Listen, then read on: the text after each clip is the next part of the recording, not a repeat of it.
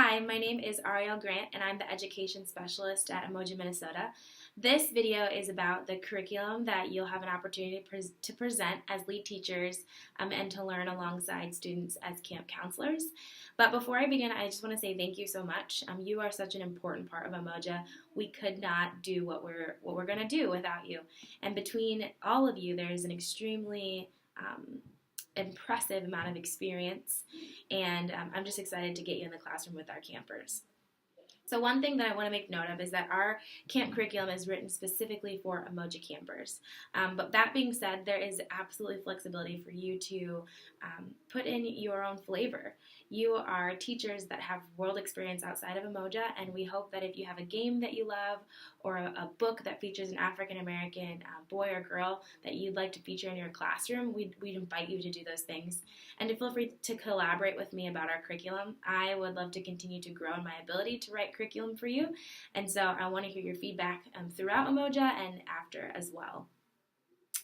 So UMOJA Minnesota serves transracial families, as you know, and the point of our camp curriculum time with the youth, whether they're infants or 18-year-olds, is to create a space where they feel safe to express their experiences about being an African American, about being a foster child or an adoptee, a space where they can begin to explore what it means to be Black, a space where they can learn about African American history, and we are particularly going to explore the history of poetry and spoken word and rap in African American communities on our January 11th through the 13th UMOJA camp. So I hope you're as excited as I am. All right, so as we go over the elementary school UMOJA specific to ages 5 and 6, I'm going to read through this time chart, which is also made available in your email. It looks something like this. So feel free to pull that up while I'm walking through it.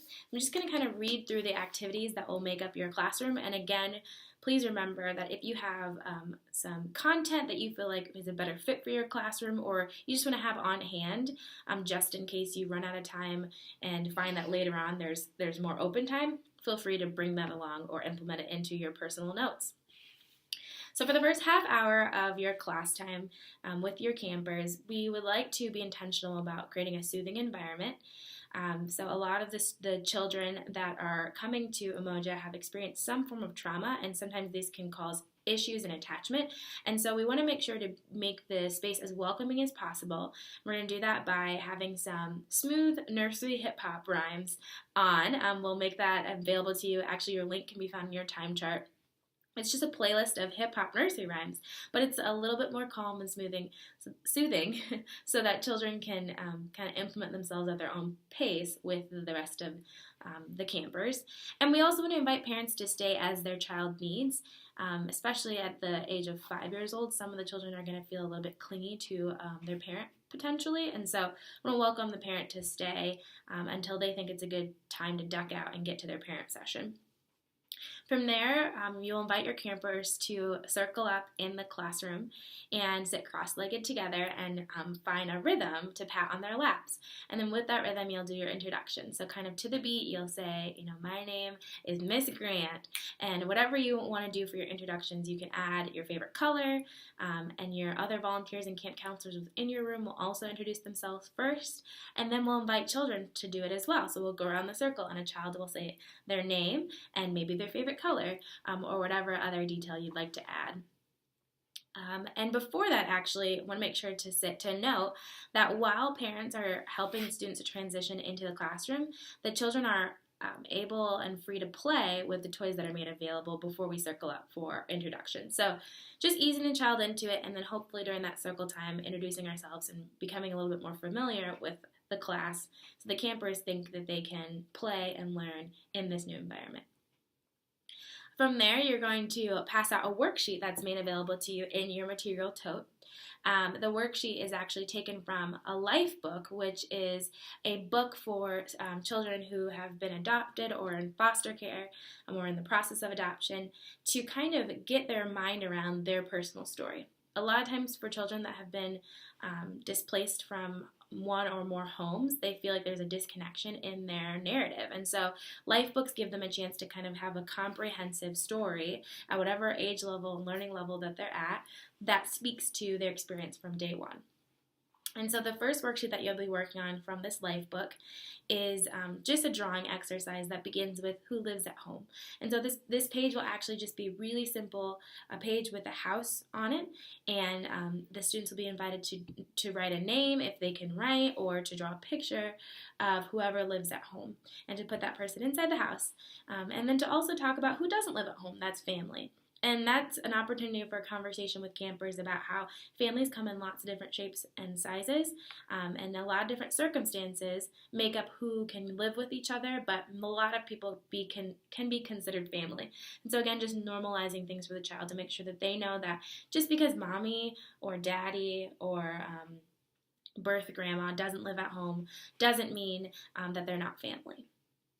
And then from there, we're going to move into another life book exercise, but this one will be a little bit more interactive than just the worksheet. Here we're going to start off by talking about birthdays. So get the kids excited remembering their birthdays. Maybe help them to think back into their last birthday and maybe what kind of treat they had, if any, or what traditions they might have with their foster parents, adoptive parents, or even with their birth parents. And then from there, moving on to talking about birth parents. And in your teacher's notes, it discusses the multiple ways that children sometimes talk about their birth parents. They might call them birth parents, they might call them first parents. And so just, again, normalizing the conversation, teaching the child through this conversation that it's okay to talk about birth mom, it's okay to talk about birth dad, or first mom, or first dad, normalizing their experience so that they feel that they can express themselves. And then each small group of children, the children will be getting into small groups, they're called squads in your teacher's notes. So they'll be getting into their squads, and they'll be given a canvas bag of blocks, and each block will have a piece of a picture on it, kind of like a puzzle pieces, and the children will be instructed to create a picture with the blocks and to figure out what picture it makes. And once they get all the blocks in the right spot, on it will be a face of a child that looks like them. And in that, you'll talk about how your birth parents gave you your first birthday gifts. It was the very first birthday you ever had, the day of your birth. And some of those gifts might be like one of these blocks, like your hair or your skin color or your eye color.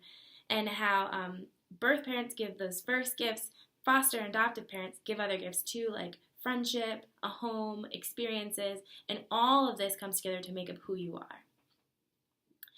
And then the following activity for that session, and for that segment of the class time, is just a jump rope poetry activity. And so basically you'll give the children jump ropes, or you'll stand on either side of the children and you'll encourage them to jump rope. Now obviously at 5 and 6 they're going to have varying ability to be coordinated, but to get excited about jumping, and if you find that it's easier to leave the jump ropes out, just get them active and moving and a chance for them to use their bodies to engage with poetry. And so poetry will be provided for that activity as well. The next section for about 10 minutes at 11 o'clock is an opportunity for the children to be a little introspective. They'll get a worksheet that will ask a series of questions, and along with volunteers and camp counselors, they'll start thinking about how to describe themselves. And so they might write down words or draw pictures that talk about their hair, that talk about whether or not they're tall, whether or not they're short, whether or not they're funny or quiet. And again, it's this identity piece that we want to offer to the students. And I encourage our volunteers to say, oh, me too, I have curly hair too, or I'm short too, so that the children can begin to make connections that there are people in the world that might look like them, there are people in the world that might laugh like them, or might have the same talents that they do, so they feel this connectedness to a community. And then at 11:10, invite the children to do a poetry march. And so there's actually a poem that we'll provide, but talking with the students about how African Americans have a long history of marching. And we march throughout history to say, when things aren't okay, and to express ourselves and to say we need something that maybe we don't have. And so we talk about how many people have marched before us, so let's march together in honor of the people who have marched before us. And so just kind of going around your classroom and stepping to the beat as you play an audio that's provided, the kids can just, again, be active and on their feet, because we know that's important at this age. And then the next exercise is talking about expression. And we touched on this a little bit already, but encouraging the kids to think about what are some ways you express yourself. And they might say, first they might ask about what expression is, and so you can explain that, but then you might tell them expression is something like, when you're sad, what do? You cry. When you're happy, what do? You smile. When you're angry, what do? You yell. And how all those are forms of expression, and then expression is good. And then we'll have an activity where you string up a piece of string, it may be taped to a wall or tied to a doorknob or kind of in between two chairs, but somehow the string is hanging. And then you put a straw on the string and tape a balloon to it that's been blown up. And talk to the students about how sometimes we don't express ourselves. Sometimes we feel like we can't cry, or sometimes we feel like we can't say what we feel. But when that happens, we build up inside and we get bigger, and we get more and more tense inside, and we let go of the balloon and let the air rush out and kind of let the balloon go. And then talk about how that can be bad, because then we can explode. We can get angry at people who we love. And so really just illustrating the fact that feelings are good. And it's also really important to think about how we can express ourselves and still care for the people around us and for ourselves. And you'll find out as you get to know your campers throughout the day at what level they can have the conversation. So just be ready to adjust the depth of that conversation accordingly based on where the children might be at in their development. The next 20 minutes are going to be just free play station times again, where the children can explore different stations throughout the classroom. I find that it's helpful to do a 15-minute rotation, and so you might get in small groups with each group having a volunteer, and you might spend 15 minutes ideally at like the color station, and then 15 minutes at the bubble station, and so on and so forth, rotating that in a way that makes sense within the time frame. And then you'll get a little bit of a break as students are dismissed with their parents. Their parents will come and pick them up from the classroom. And so you'll just let them go ahead. You can eat lunch with the rest of the families, but take a deep breath and kind of get re-energized for the afternoon.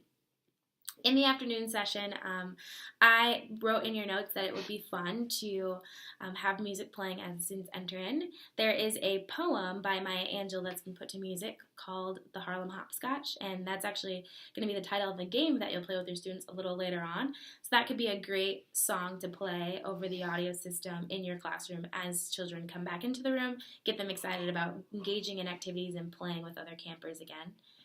And then you'll go into a story time about the remarkable story of George Moses Horton. He is a poet and who was a slave. And so in this story, it does a great job of just talking about some of the barriers that George faced. And so feel free to not only read the story, but to talk to your students and make sure they understand the story as much as they can, maybe to relate it to something that they felt or something they've may experienced. Ask them if they've ever heard a song and liked it and made up their own song. And you'll find that a lot of students will be excited about making the connection. Just be open to those conversations. You'll also be provided with puppets. You don't have to be an expert puppeteer to use these as a tool, but I find that especially with the younger children, it's helpful to just have something that gets them even more engaged with the story. And so feel free to use these puppets as you see fit, or even invite a student to use the puppet as you read along. Maybe one of the older students can handle that task. From there, you'll do a rhyming circle, which is just a game where you get in a circle with the students and you have a ball and you start off with a word and you just say, okay, I'm going to toss this ball to anybody who can think of a word that rhymes with cat. And the first student that says cat, you toss the ball to. If you say cat, they say bat, and then you toss the ball to them and then invite them to toss the ball to someone else who has a rhyming word. So at this age, they're able to think of rhyming words, and it's a great exercise that allows them to engage with poetry at their learning level. And then from there, you play the Harlem Hopscotch game that I mentioned before. And so this is basically a game that is a series of hopscotch boards that are going to be already taped onto the floor in your classroom and stretch across the whole classroom. And so essentially, the classroom is broken up into two teams that start on opposite sides of the room, and they begin to do the hopscotch down the board towards each other. And when they meet in the middle, They do rock, paper, scissors, and whoever wins gets to proceed down the hopscotch lane, and whoever loses has to go back to the rest of their teammates. And so the notes and instructions for this game are in your paper. If you have any questions about it, feel free to find me. We actually created the game for UMOJA, so you're not going to find it on the internet, but we can definitely help walk you through it if you have more questions about it. From there, at about 2:20, for the next 40 minutes, you'll do a series of activities, the first being my body exercise. And it's just a fun exercise, actually found in this Play and Learn book, created for toddlers, but we find that it's great for even 5- and 6-year-olds. And essentially all that it is that they'll lay down on a giant piece of paper, the campers, and you'll have either a volunteer or a fellow camper trace around their body, so that when they get up, they see themselves. Again, this is the identity piece. It's engaging. It's full body exercise. And feel free to sift through this book when it's made available to you. We'll have it at the camp to find other activities if you find that you need a few more time fillers or are curious about what other activities you could use in your classroom. There'll also be another storybook that will invite you to read with your campers, and that is a story about rap. It's actually a story particularly about a man named DJ Herc, and the book is called When the Beat Was Born, about DJ Herc. And so with that, we do have a video made available to you as well if you find that you need a break from reading to the students, or maybe that they may be more engaged with a video. We have found this book on video, so we can put that in the link for your teacher's notes as well. And then a little bit of a music break for your students is something that I'm actually really excited about.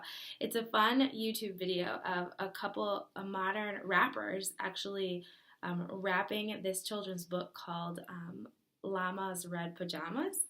And it's just, again, a great way to engage with the theme of the camp, which is poetry, spoken word, and rap at this age level. And so with that, you'll have the book itself, and you can kind of flip through with the students. You can encourage them to dance and get up and boogie, and just a little bit of a break from some of the more intellectual activities, something that can just get their body moving.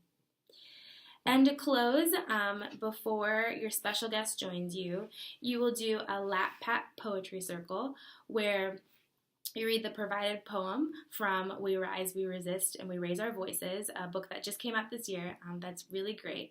And you'll just get in a circle, and similarly to the beginning of class, find a rhythm, and then you just read that poem to the students as they pat on their laps.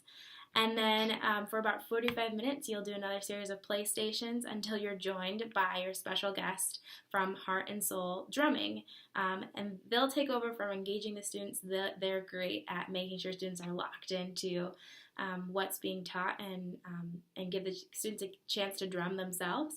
But we do ask that you stay engaged during that time, to not completely go off-site. Please stay in your classrooms because the special guests are there to provide material for your students, but they're not there to manage your students. So we ask that you continue to make sure that you shepherd the students in the classroom and just make yourself available to the special guest. After that, there's classroom cleanup, and parents will come to pick up your child and your campers. So if you have any questions, remember I'm available to you and would love to hear any ideas that you have. The classroom is yours, and so we give this curriculum as a tool because we want to make sure that you feel supported. But like I've said before, many of you have experience in the classrooms, and so if there are different things that you would like to implement, just let me know and we can work that out. Thanks so much.